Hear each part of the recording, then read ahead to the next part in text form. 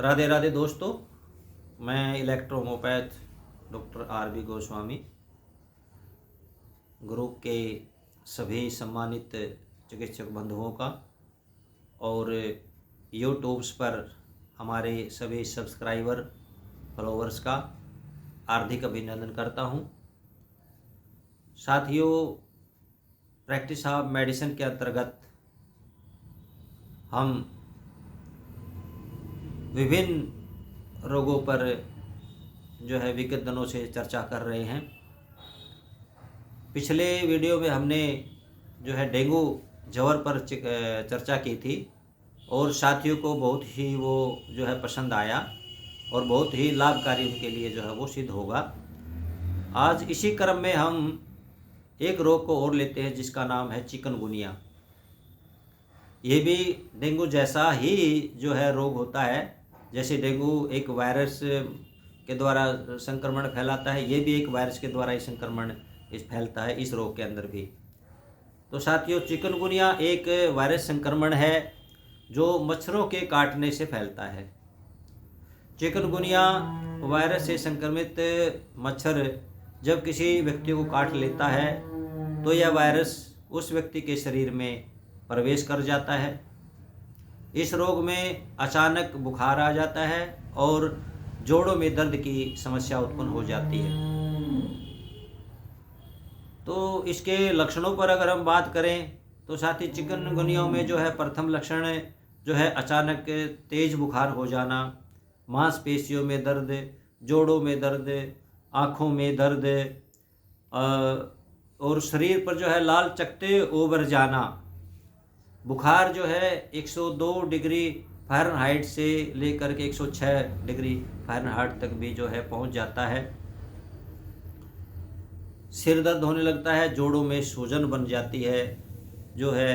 हालांकि जोड़ों का दर्द इसमें जो है गंभीर और अक्षम करने वाला होता है और चिकनगुनिया का जो जोड़ों का दर्द है वो बहुत लंबे समय तक बना रहता है। ऐसा हमने अपने एक्सपीरियंस में पाया है कि काफ़ी लोग हमारे पास में आते हैं कि सर मुझे जो है 1 साल पहले चिकनगुनिया हुआ था, उसके बाद से मेरे जोड़ों के दर्द जो है ठीक नहीं हो रहा है। ऐसे बहुत से केस आते हैं।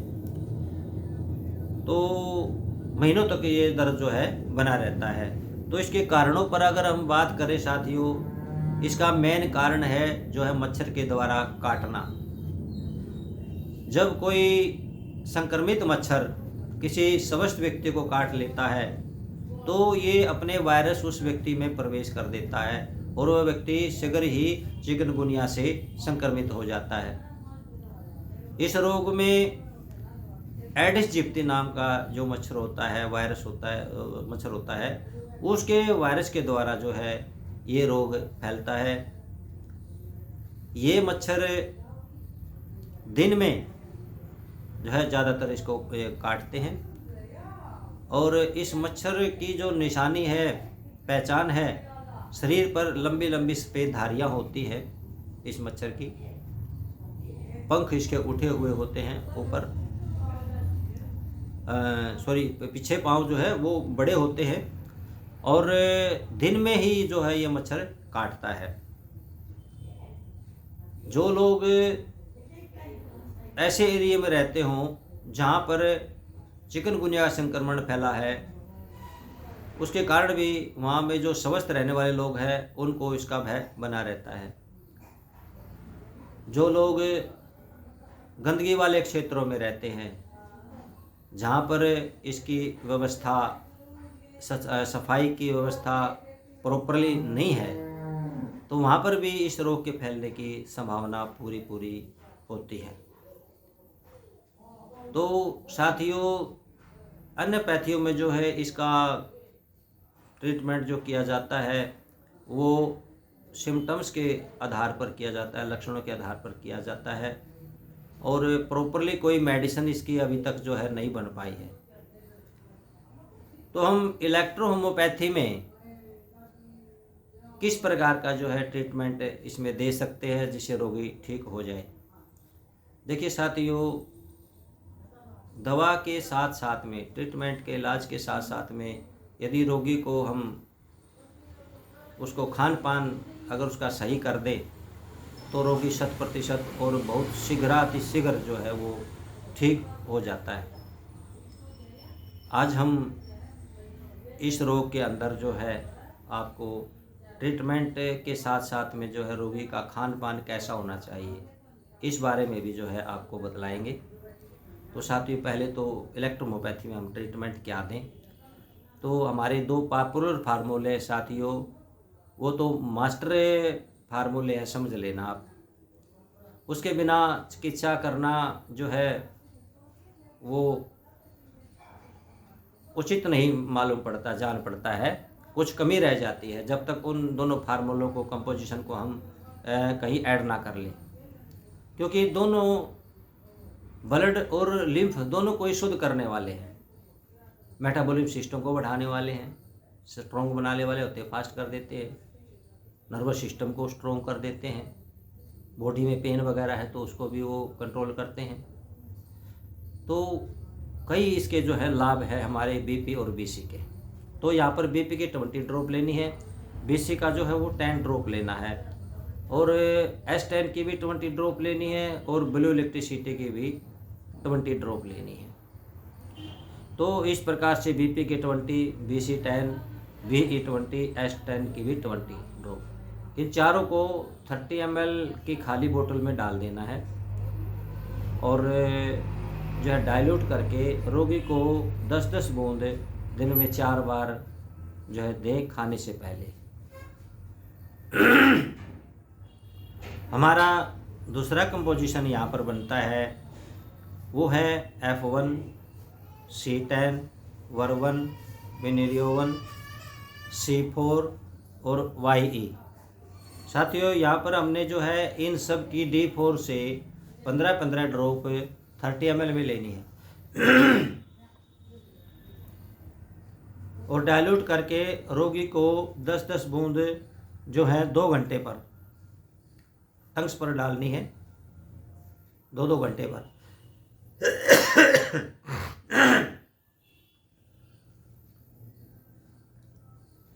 यदि हाई फीवर है तो वहाँ पर हम S10, F1, WE का प्रयोग कर सकते हैं 10-10 बूंद D4 से। वो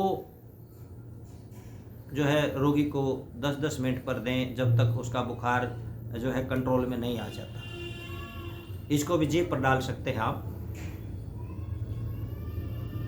यदि बुखार जबर जो है 102 से फ़ारेनहाइट से ऊपर है तो वहाँ पर F2YE का कंप्रेक्स जो है हम हाइपोकॉन्ड्रिया पर देंगे, फोरहेड पर भी इसको लगा सकते हैं आप।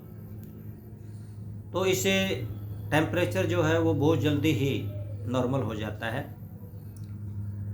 और इसके साथ साथ में यदि वोमिटिंग वगैरह हैं, उल्टियाँ वगैरह हैं, तो वहाँ पर हम C15SL11WE का प्रयोग कर सकते हैं।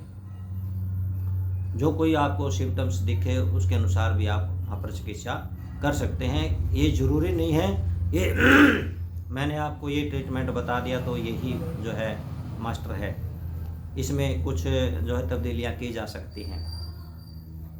तो साथियों, ये तो हमारा इलेक्ट्रोहोम्योपैथी में ट्रीटमेंट था। अब ट्रीटमेंट के साथ साथ में रोगी का आहार विहार कैसा हो, डाइट प्लान कैसी हो, उसको कैसा खाना चाहिए। तो साथियों देखिए, सबसे पहले तो जब कोई रोगी इस रोग से संक्रमित हो जाता है तो जो है उसको ज़्यादा मात्रा में जो है हरी सब्जियों का प्रयोग कराएं, फल फ्रूट ज़्यादा मात्रा में दें, लिक्विड जूस वगैरह जो है वो ज़्यादा से ज़्यादा मात्रा में रोगी को दें, क्योंकि इस टेम्परेचर के अंदर जो है, बुखार के अंदर जो है बॉडी डिहाइड्रेट होने का बहुत चांस होता है, और जब बॉडी डिहाइड्रेट होती है तो फिर टेम्परेचर बहुत ज़्यादा बढ़ जाता है उसके अंदर, और रोगी जल्दी से ठीक भी नहीं हो पाता। तो साथियों, इसमें जो है हरी सब्जियों पर ज़्यादा ध्यान दें। फ्रूट में जो है सेब, चीकू, पपीता, अंगूर, अनार वगैरह जैसे हैं, इनमें से कोई 2 या 3 फ्रूट जो हैं उसकी बॉडी वेट के अनुसार ले लें। जैसे कोई 60 किलो का आदमी है तो 60 किलो को 10 से गुना कर दो तो 600 ग्राम बन जाता है, तो 600 ग्राम उसको खिला दे। सुबह सुबह उसको साथियों जैसे नारियल पानी वगैरह है या दाल का पानी है या गुनगुना पानी है या मौसमी का जूस वगैरह है, ये जो है उसको दिन भर में जो है ज़्यादा से ज़्यादा मात्रा में रोगी को पिलाएं। तो जो है तरल पदार्थों की मात्रा जो थोड़ी ज़्यादा होगी तो रोगी साथियों बहुत जल्दी जो है कवर हो जाता है। अब परहेज़ इसमें क्या करना चाहिए साथियों? परहेज़ में जैसे तीखे मिर्च मसाले वगैरह हैं, ज़्यादा ऑयली भोजन है, गरिष्ठ भोजन है, या शराब धूम्रपान है, जंक फूड है, दूषित भोजन वगैरह है, बासी भोजन वगैरह जैसे है, तो इस तरह के जो है भोजन या कोई नया अनाज वगैरह है जैसे वो जो है प्रयोग ना करें, क्योंकि ये बॉडी को डिहाइड्रेट करते हैं और जो बॉडी डिहाइड्रेट होती है तो फिर जल्दी जो है ये रोग कवर में नहीं आता, हमारे काबू में नहीं आता है। तो इसलिए जितना हो सके बॉडी को अल्कलाइन मोड में रखें, ज़्यादा लिक्विड मात्रा में दें। तो साथियों अगर इस प्रकार से हम डाइट प्लान को भी उसको फॉलो करते हैं तो रोगी ना ठीक हो तो कोई चांस ही नहीं है। इसके साथ साथ में जो है साथियों प्राणायाम में कपालभाति, अनुलोम विलोम, भस्त्रिका जो है इस तरह के जो है भ्रामरी वगैरह है, ये बैठे बैठे आसन जो है रोगी आराम से कर सकता है।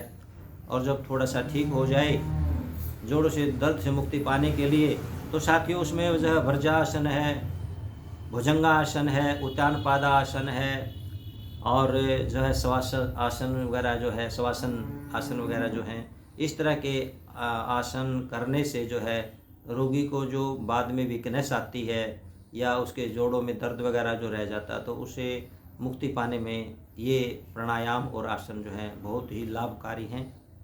तो अपने रोगियों को जो है जब भी आप ट्रीटमेंट करो, ऐसा कोई रोगी आपके पास आता है तो यही ट्रीटमेंट दे करके रोगियों को जो है यही डाइट प्लान उसको दे दें।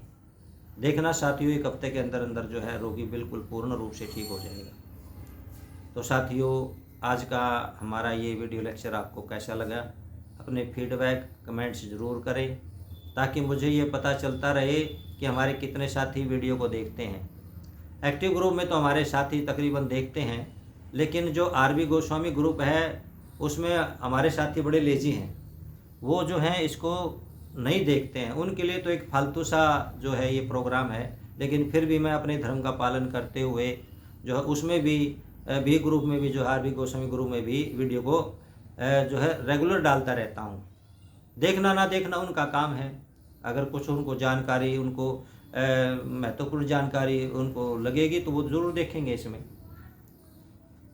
अगर अपनी प्रैक्टिस को वो अच्छा करना चाहते हैं तो ज़रूर जो है वो हमारे संपर्क में रहेंगे। तो साथियों आज का तो हमारा ये प्रोग्राम था और अभी तक हमारे पास साथियों 125 साथियों का जो है कंट्रीब्यूशन पहुंचा है। अभी तो एक्टिव ग्रुप में हमारे 250 हैं, तो 125 तो इसी में रहते हैं। जो एक्टिव ग्रुप के हमारे जो एक्टिव साथी हैं वो लेजी ना बने और जितना जल्दी हो सके अपना अपना कंट्रीब्यूशन जो है वो 300 रुपये जमा करवा दें, ताकि फिर हम जब हमारा रिटर्न का वर्क जो पूरा हो जाए तो फिर उसे हमें डिसाइड करने में आसानी होगी कि हमें कितनी कॉपियाँ छपवानी है। क्योंकि साथियों हमने पिछली बुक दी उसमें भी इसी तरह से छपवाया था, प्रिंट करवाया था और उसमें हमारी पूरी जो किताबें वो जा चुकी हैं। फालतू का देखिए साथी हमारे पास कोई काम नहीं है, हम क्या करना है उसका। कोई हमने पब्लिशर को तो देना नहीं है कि भाई हम 1000 कॉपियाँ छपा देंगे या हम 2000 कॉपियाँ छपवा देंगे और पब्लिशर को दे देंगे उसमें, तो वो तो काम हमने करना नहीं है साथियों। ना ही हमारा जो है ज़्यादा पैसा कमाने का उद्देश्य है, केवल हमें अपने इलेक्ट्रोपैथी के प्रैक्टिशनरों तक ही हम सीमित हैं। केवल हम उनके कल्याण के लिए ही जो है ये मेहनत कर रहे हैं और हमने ज़्यादा पैसे का लालच नहीं है। चाहे तो हम इसको मार्केट में पब्लिश कर सकते हैं, लेकिन हम ऐसा नहीं करने वाले। तो साथियों जो हमारे शेष साथी बचे हुए हैं वो भी अपने कर्तव्य का पालन करते हुए जितना जल्दी हो सके वो अपना अपना कंट्रीब्यूशन जो है जमा करवा दें। तो आज का हमारा ये प्रोग्राम था चिकनगुनिया डिजीज़ पर। इसी के साथ साथियों राधे राधे।